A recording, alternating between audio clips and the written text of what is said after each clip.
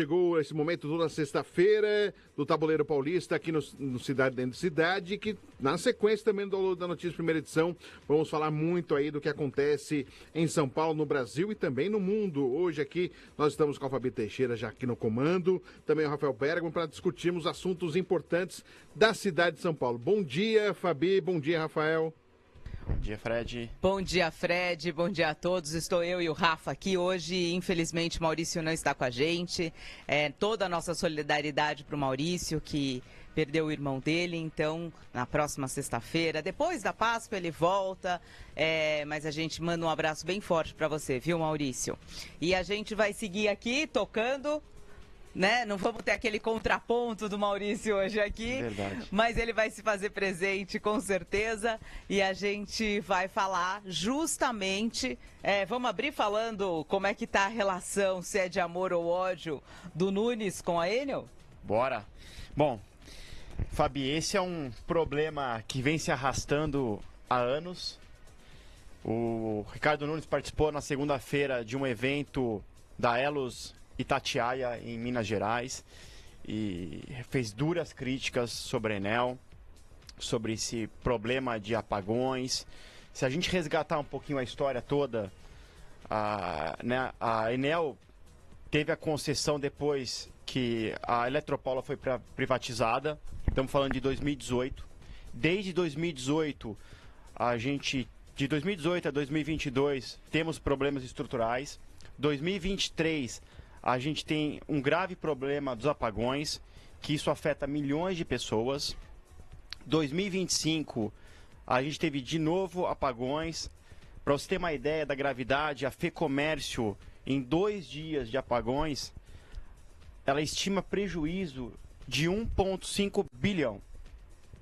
Então, você vê que a falta de energia em São Paulo, ela não cria só um mal-estar, mas é um prejuízo econômico gigantesco. São famílias que perdem alimentos, né, às vezes na sua geladeira, é o comércio que não fatura, são hospitais que não têm energia e podem custar vidas. E o grande problema, Fabi, é que é isso, nada acontece, né? Houve já uma CPI da Enel de 6 meses apurando, investigando. Se chegou à conclusão que as falhas da Enel não são de fato pontuais, é sistemática. Sim. E o que chama mais a atenção, Fabi, é o valor de faturamento da Enel. Agora, o que chama a atenção também, Rafa, eu acho que, além de tudo que já foi investigado, dos depoimentos da população que ficam sem energia elétrica, e não é só a população, semanas atrás, 15 dias, teve um problema de falta de energia, não foi por conta de chuva, nada, justamente ali na região da Vila Clementino, o Hospital São Paulo ficou boa parte sem energia elétrica, tinha uma mãe relatando que o filho está com problema de mobilidade, uma criança, está usando oxigênio e não tomou banho durante mais de uma semana, porque não tinha energia elétrica para fazer a locomoção dele ali por conta dos aparelhos, ele tinha que ficar num espaço onde conseguiram ali o gerador e a criança fica nessa situação. Então, assim, a questão no dia a dia em casa, com geladeira, com energia elétrica, que é fundamental, mas é questão de vida também. Não, sem dúvida, Fabi. A situação é muito triste. E aí a gente volta na questão financeira. Em 6 meses de operação, em 2025, a Enel faturou 10 bilhões.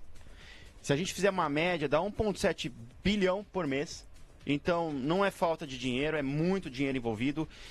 Se a gente for avaliar a contrapartida, né, os vários erros da Enel gerou multas pela ANEEL de 374 milhões e o Procon aplicou também já 14 milhões.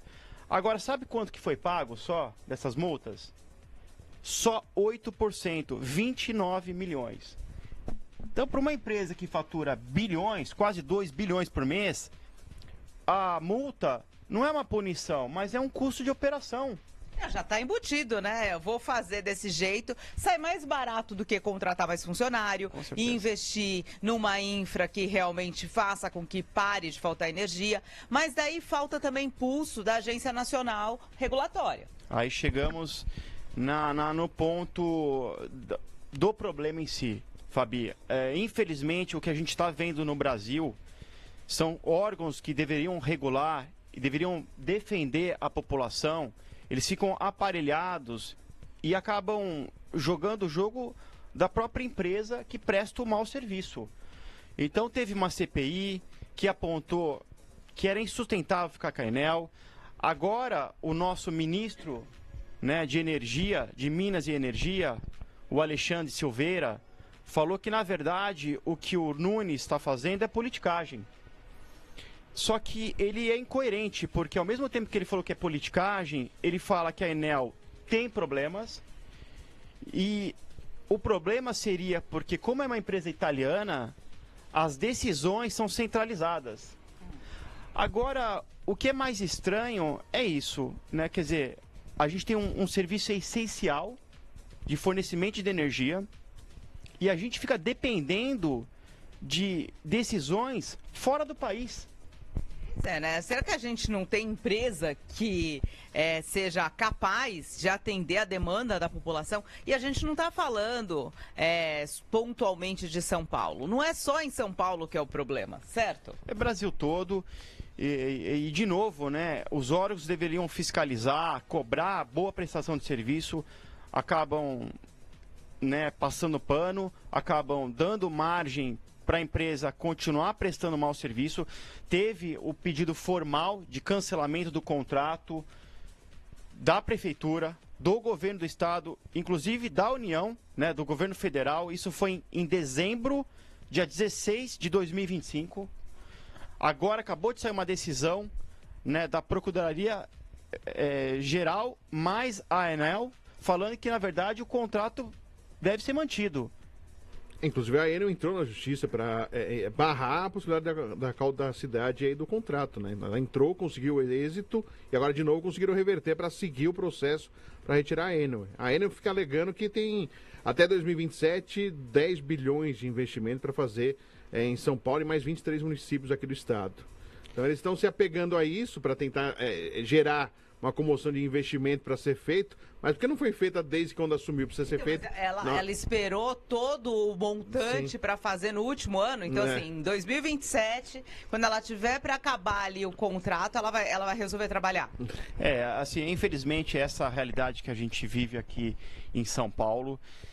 O que de novo chama atenção são contratos bilionários e aí a gente entende por que nada acontece, né? É muito dinheiro envolvido. E no final, a coisa acaba em pizza, como... Então, o que tem que ser investigado é quem está passando o pano, porque quem está passando o pano é quem provavelmente está se beneficiando desse sistema.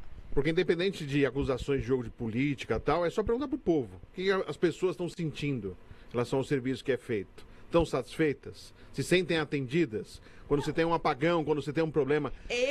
Escurece... Eu já fico com receio, falei, vai faltar energia.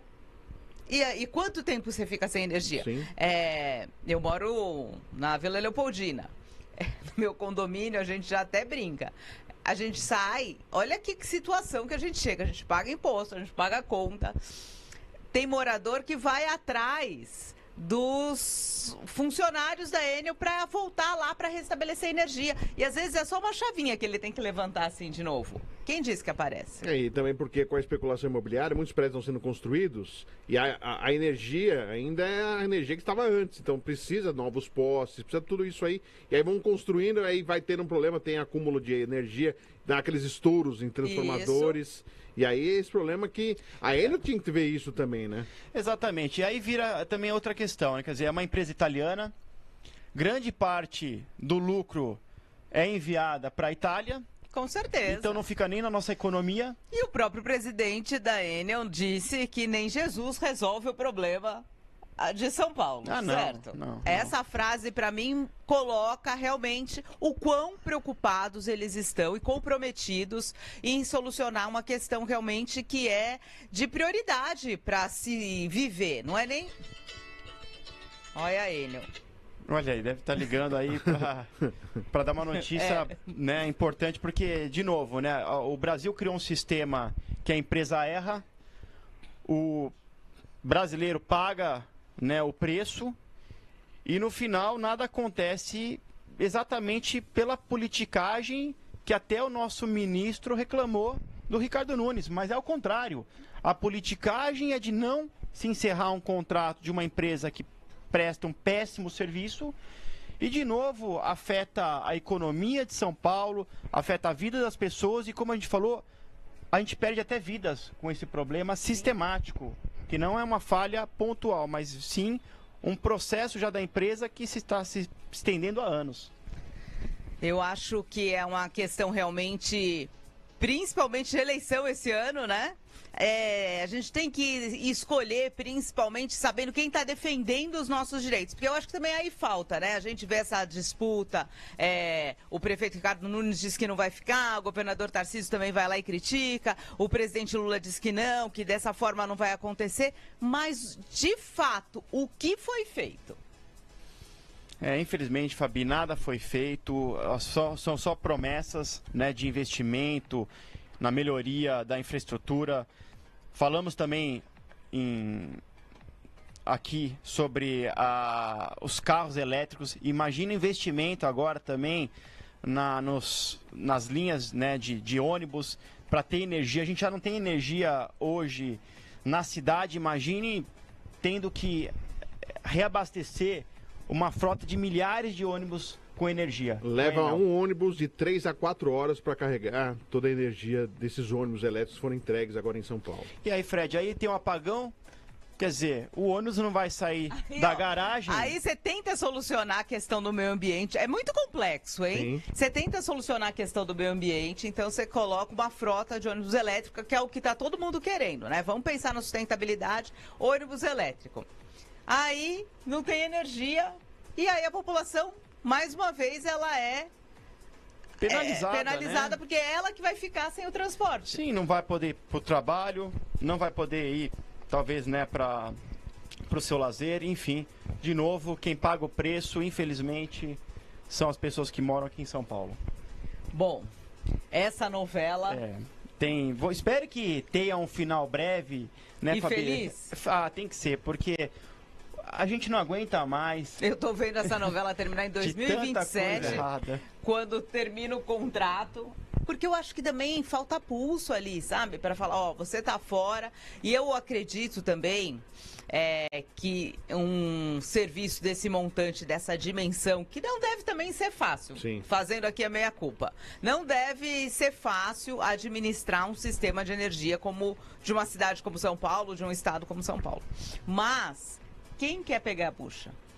Fabi, eu queria, viu? Com 2 bilhões faturando. Olha lá. Eu enfrento essa parada, porque assim, é muito dinheiro. Com medo de racionamento de água, hidrelétrica. É muito dinheiro. Eu não sei não. Eu pensaria as 300 vezes. Eu acho que muitas vezes fica por falta de opção, viu? Não é.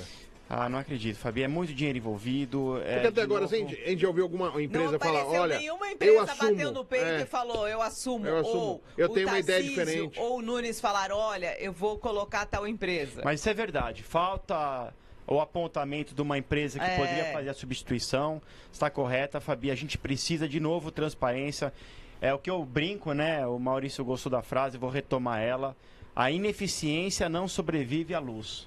Adorei. Vamos lá, vamos colocar na lápide de Rafael. Vai demorar. Vai demorar, mas a gente já deixa selecionada uma das frases.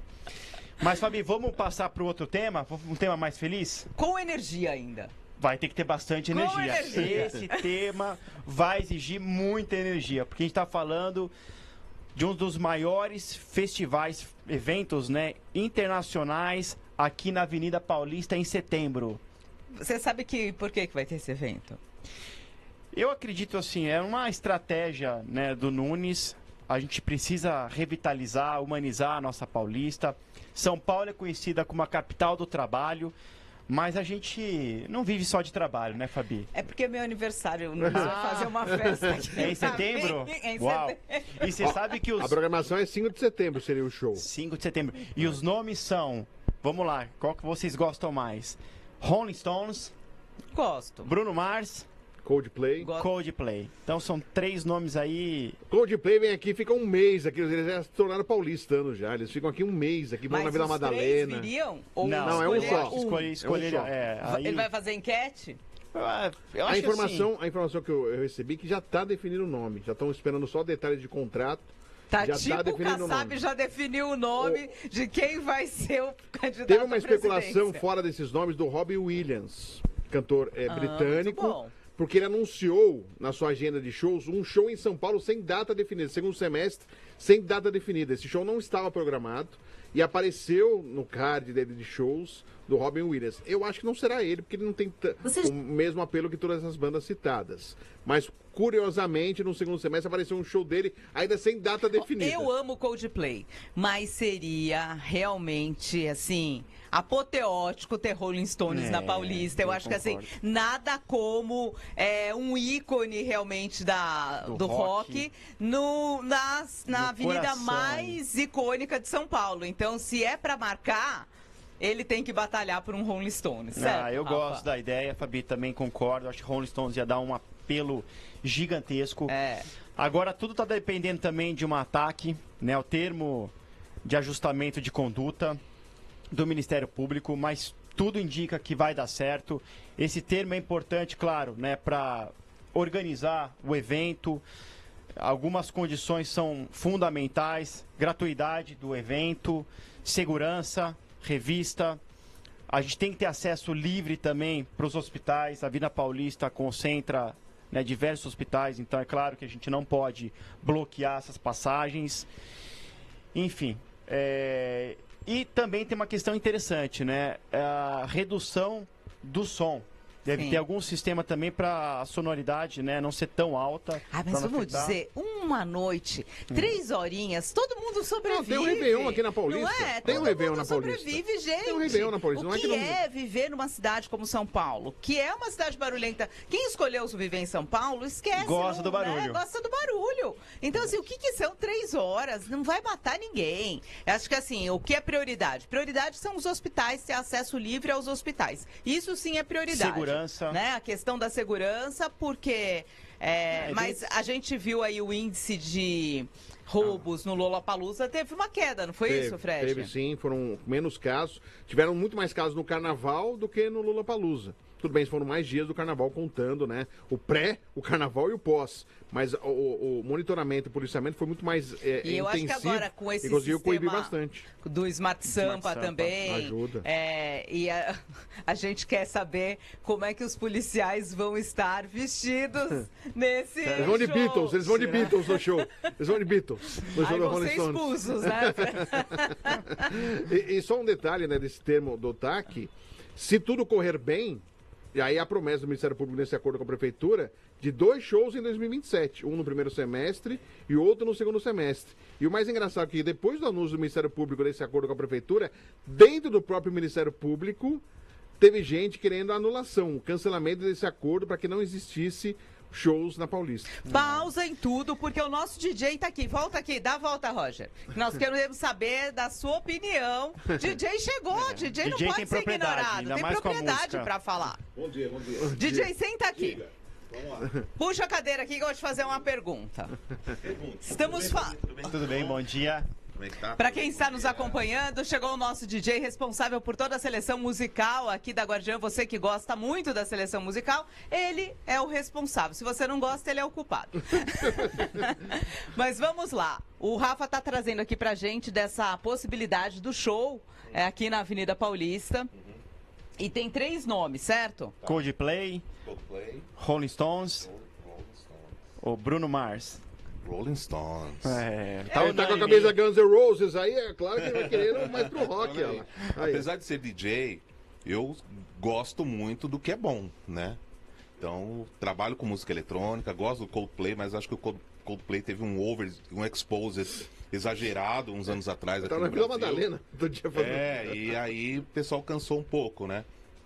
Bruno Mars seguiu essa mesma linha. Veio 1, 2, 3 vezes. Mudou até o nome, né? Pra Bruninho, né? E vamos de né? Rolling Stones. O mais icônico, né? O mais icônico, o que tem mais história. E é isso aí. Se realmente vier, estarei lá, com certeza. Ó, tá vendo, Rafa? Que legal. E é interessante a gente ver justamente essa... Eu acho que, na verdade, o prefeito tinha que colocar isso para participação da população também, já que vai quebrar aí paradigmas de um show na Paulista que era tão esperado. É uma forma também da população poder participar e também vai do bolso da prefeitura o quanto ela vai querer desembolsar para esse show, né? É verdade, Fabi. Outra coisa importante são as parcerias, né, público-privado, para de fato não ter um investimento tão alto da prefeitura. Em geral, a gente tem esses modelos com muito sucesso hoje no Brasil. Grandes shows não têm investimento, né, da privado, né, não, desculpa, da público, dinheiro público envolvido. Isso é fundamental. Outro dado interessante, São Paulo hoje tem 47 milhões de turistas no ano, mais que o dobro do Rio de Janeiro, mas principalmente focado no turismo de negócios. E essa estratégia do Nunes é, de fato, tornar São Paulo uma grande meca de entretenimento, de shows, eventos, experiências, porque isso também traduz na economia em faturamentos bilionários.